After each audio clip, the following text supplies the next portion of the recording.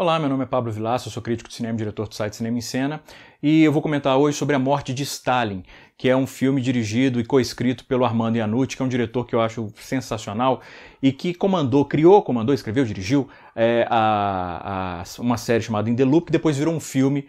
In the Loop também, com Peter Capaldi, o James Gandolfini, e que é um filme, e a série também, assim, sensacionais, que eu descreveria, eu recomendo fortemente que procurem, assistam, que eu descreveria como uma espécie de House of Cards mais cínico. Só que o cinismo, em vez de ser usado de maneira dramática para gerar suspense, é transmitido através do humor. Eu gosto demais do In the Loop, e esse novo filme do Iannucci, A Morte de Stalin, ele usa essa mesma abordagem para nos levar aos bastidores do poder, através do humor também, para contar uma história que é mostrando justamente os bastidores da transição entre o Stalin e o Nikita Khrushchev. O filme praticamente começa com a morte do Stalin e depois ele vai seguir o comitê que vai determinar as ações imediatas da União Soviética logo depois da morte de Stalin e posteriormente definir quem vai ser o novo líder da União Soviética. E o filme se concentra, são vários personagens sensacionais, inclusive envolvendo Michael Palin, que era do Monty Python, que está sensacional aqui, claro que ele está.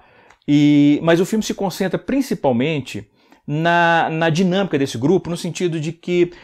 existem certas rivalidades entre aqueles personagens quando o filme já começa, outras vão se desenvolvendo ao longo da narrativa, existem alianças que se formam, alianças que se desfazem, traições, e isso é muito bacana de você ver a fluidez da lealdade de acordo com os interesses imediatos. Mas o filme se foca principalmente na relação de embate entre o Nikita Khrushchev, que é vivido pelo Steve Buscemi, que eu jamais imaginaria o Buscemi como Khrushchev,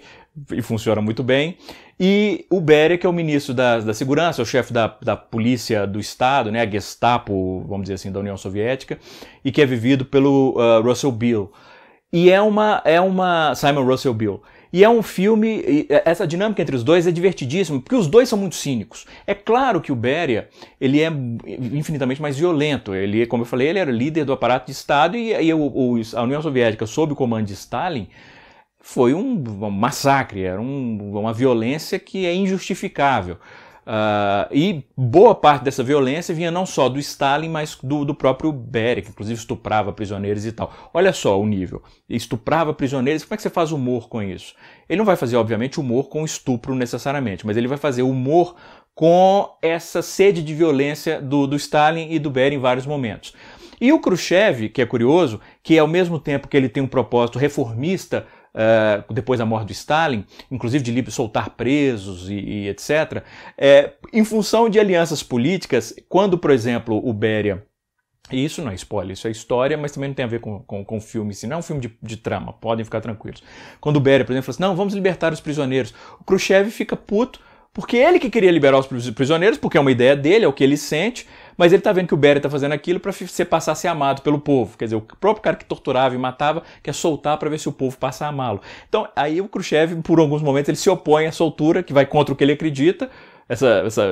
ir contra a soltura, porque ele é a favor da soltura, mas ele se opõe porque politicamente o outro ganha mais. Então esses jogos políticos, inclusive superando, sendo mais importantes do que a humanidade dos personagens e, obviamente, a humanidade da própria nação, né, que está sob os efeitos daquele comitê, o filme se constrói em cima disso. É um filme rápido, dinâmico, com trocas de diálogos rapidíssimas, seguindo a linha do In the Loop. O Beria, nesse caso, e o Khrushchev, eles são facetas, por exemplo, do personagem do Peter Capaldi no In the Loop, cada um pega um pedacinho dele, e é um filme extremamente divertido, que pega um momento crucial na história da União Soviética, e imaginem, grande parte, obviamente, ele imagina, e outros têm registros históricos, mas ele imagina